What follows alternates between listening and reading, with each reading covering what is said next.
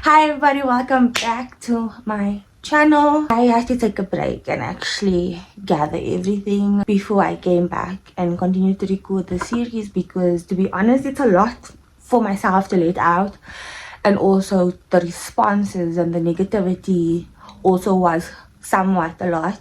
But I wanted to allow myself this platform to actually finally let out, because I've had to carry this burden for so long.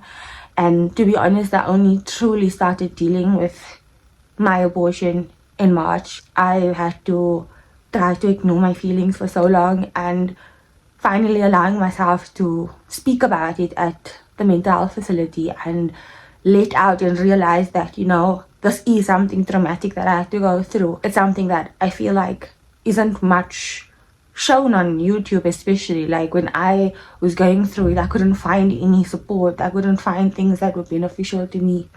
So I'm gonna continue with my series of letting out and healing. I decided to make this video in my mom's room because I just needed some comfort, and I'm using this blanket that my Uma gave me when I was like 13, just to like someone comfort me in this moment. I'm not at the best space and I got my period. So this is actually like the worst time for me to be doing this type of video. Every period since the abortion has been completely traumatic. I either feel a deep sense of loss or a deep sense of sadness. Like I stated previously, we decided to have an abortion. So I found out the Monday I was pregnant, the Tuesday I confirmed, the Wednesday I tried to have a conversation to maybe see if there's another option besides abortion, and the Saturday I did the abortion. So I literally never could even say, yay, I'm pregnant, or couldn't be happy in any sense. And I don't know if I wanted to be happy, you know, like I never had an opportunity to really be happy, because it was just a very weird space to be in. I decided I was going to spend the weekend by my ex. He was my partner at the time, and I didn't want my mom to see me like that, because my mom has a very good sense of things. So I found this place online. It was very full. When I got to the place, it wasn't anything that I expected, but I didn't also know what to expect. So I went there with him. He was there through it all.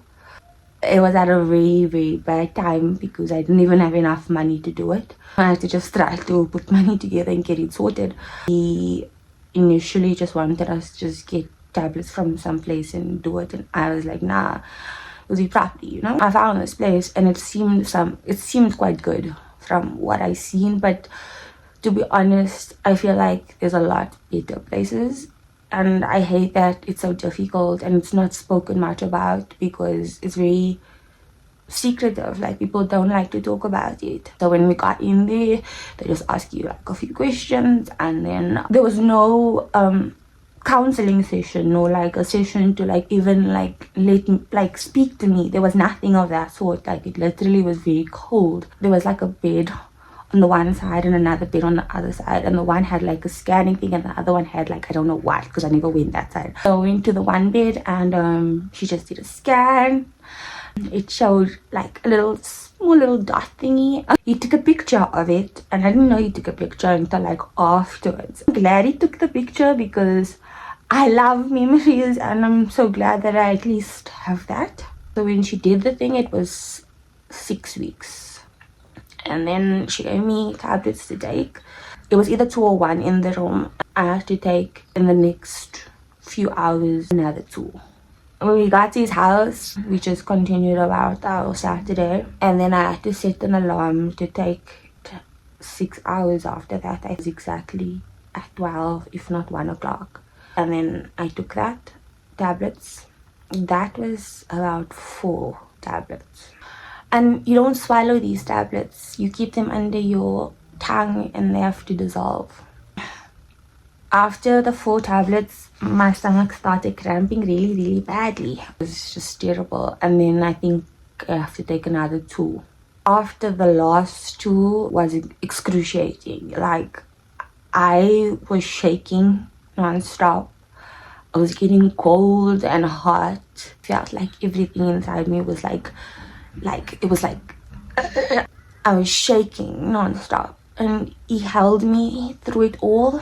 Like I said, he was physically there through it all. Couldn't drink water or anything after that. I felt so thirsty. Like I was so thirsty. By 4 o'clock, I was like on the toilet, and I don't know, like I wasn't even using the toilet, but like there was just blood. I don't know, was I shitting the blood or was I actually just bleeding? But there was just blood. And everything was like torture throughout. It was always torture throughout, because I already get like really bad period cramps, but that was like because when I was finally able to drink water, I took painkillers. Like I took like 5 painkillers and I slept, thankfully, because I don't think I would have been able to sleep if I didn't take that painkillers. Let me sleep, and when I woke up, the entire bed was full of blood. I wore 2 pads because I was watching things that said, no, you'd rather wear 2 because you bleed a lot. And it still wasn't enough. I felt so embarrassed, and like I had to clean it. Sunday was just terrible. Like I was in so much pain. Emotionally, I didn't feel anything yet, because I was in so much physical pain that emotionally I didn't feel anything yet. The Monday I was like, no, I can't go to work, because we have to go to the office on Mondays. And I was like, nah, I have to take this day off. My mom was like, no, you have to go to the doctor if you're not feeling okay. I feel like she's somewhat new, but she didn't want to ask. Because like she even sent me money to go to the doctor, because my savings was already finished for the year on my medical aid. When I went to the GP, she gave me Strizmi and painkillers, and just like advised me about certain things and gave me like somewhat of a therapy session, because apparently you have to speak to someone before you have an abortion. He took me home on the Monday, and when I got home, I had to like just continue pretending I have my period. But I genuinely was suffering, and I was basically alone at home. Thankfully, my doctor booked me off for a few days. I think it was just really bad in my relationship, because he couldn't really understand that I needed him, but he just needed to get busy and wanted to do things for his career. And I tried to be understanding, but it was really difficult to be understanding, because my life was in a standstill. Like, I couldn't go to work because I was bleeding.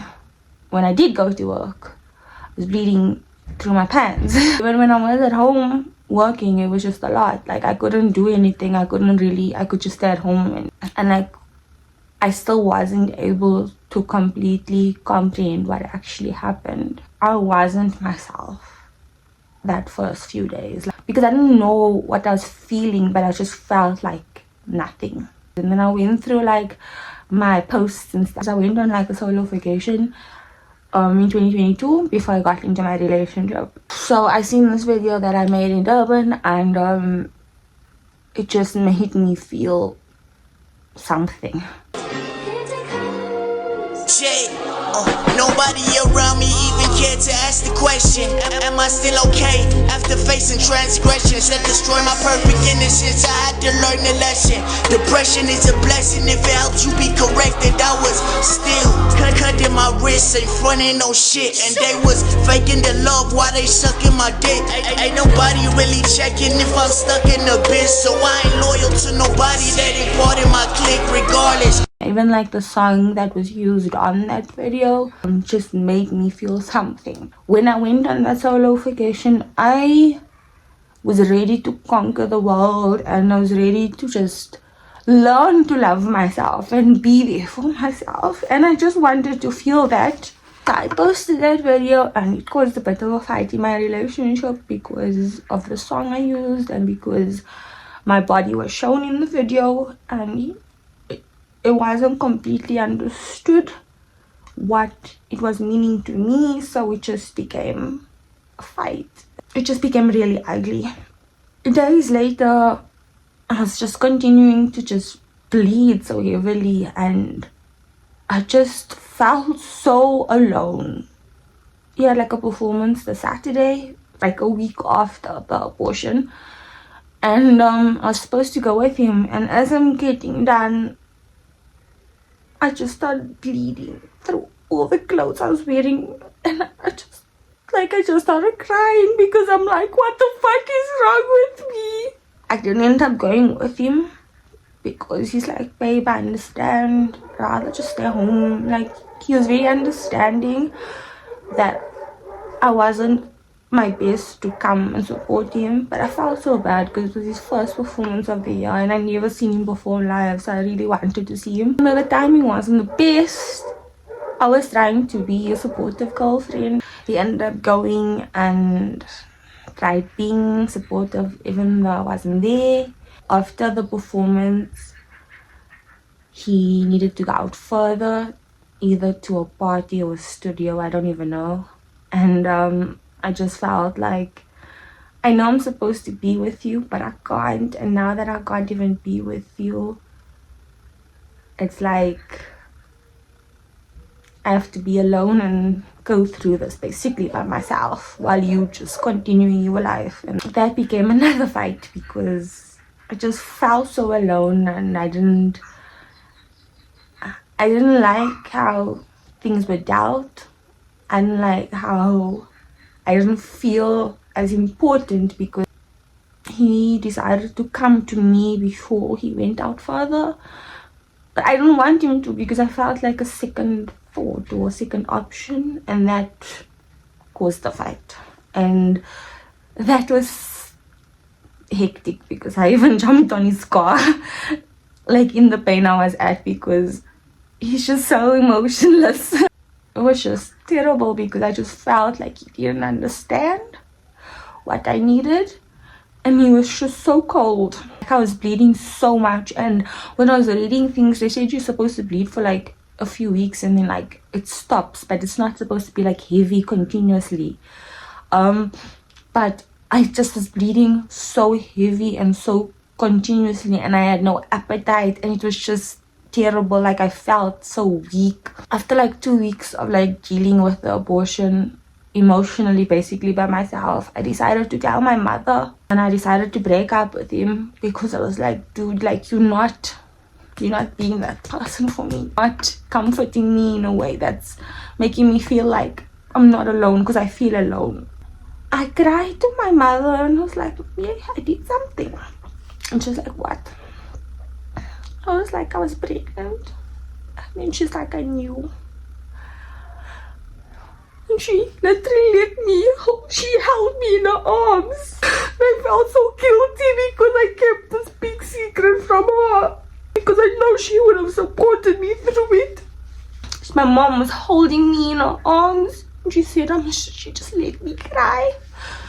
And I think that was the first time I actually cried properly for that first 2 weeks, and it felt so comforting. And I was like, I needed this, I needed this support, I needed this love, and like just that like comfort of, you know what, you are allowed to feel this.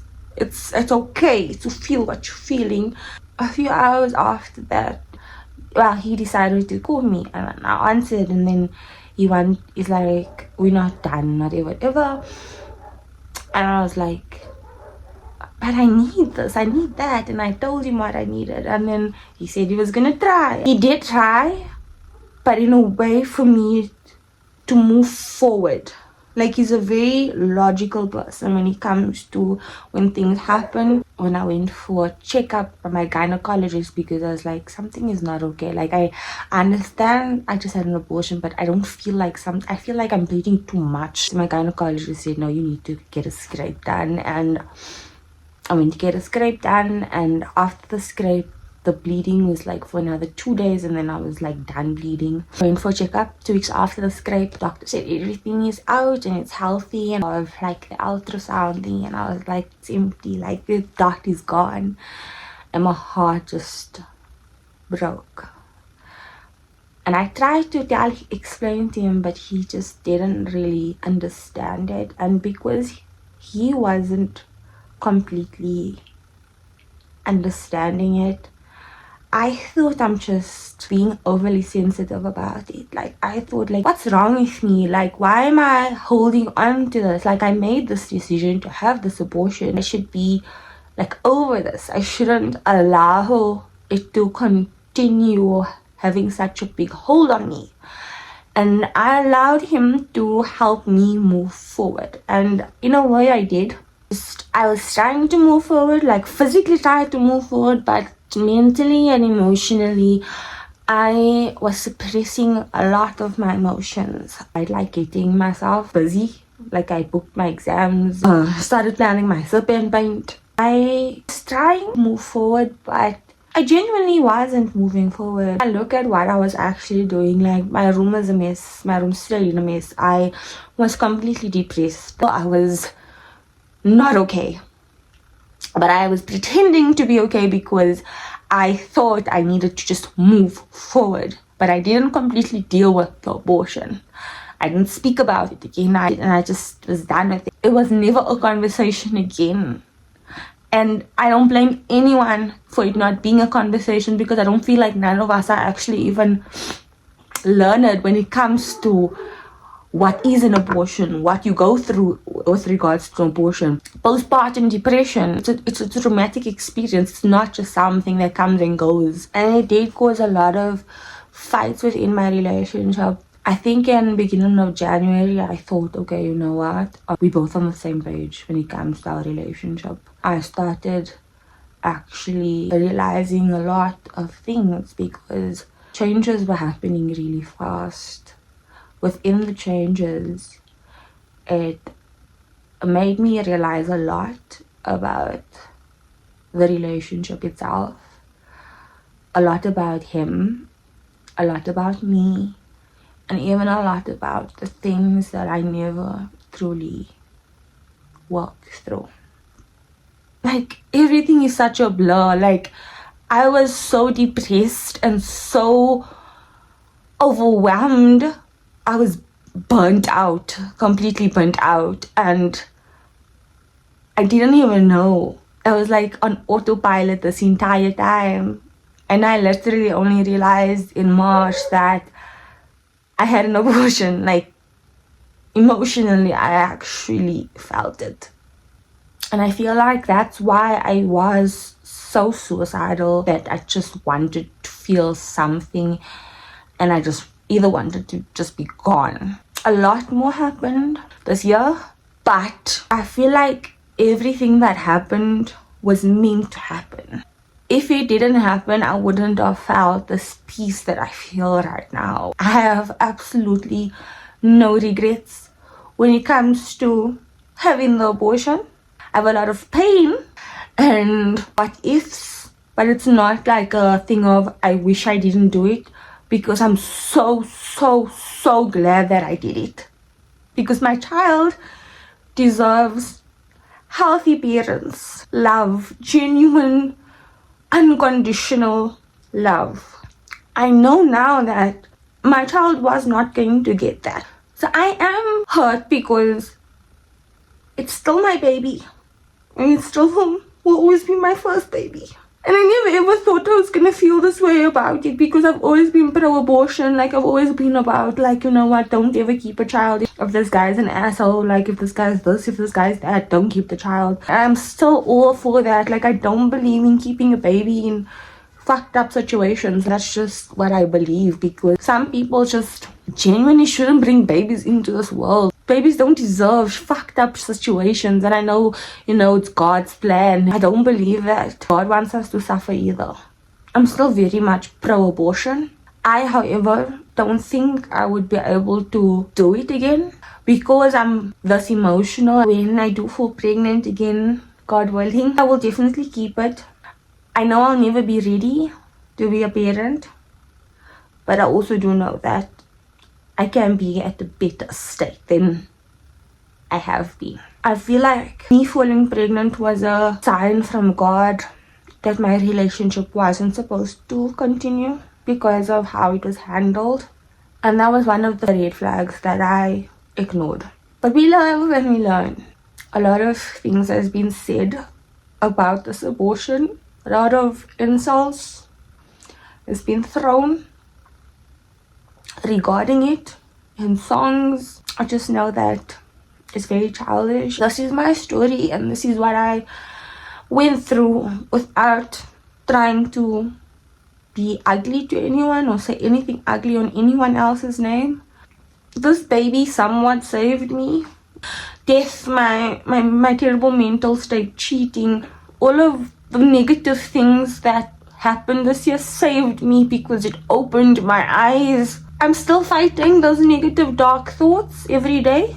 I think what made it really hard about having the abortion was the fact that I didn't think it was going to be possible for me to fall pregnant, at least not easily. For me to have been so in love with this person and all the plans that was made, I feel as if having the baby wouldn't have been a bad idea.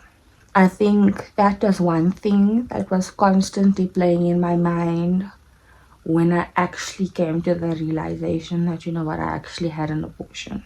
I genuinely haven't been alive like this. And I've been alive, but I haven't been, like, I haven't been, I don't know, I haven't been here. If you have gone through this, or if you know anyone that's gone through this, please do share this with them. Do not use this video to negatively impact your decision. Know that it's not a bad thing to do it. It's not a good thing to do it. It's your choice.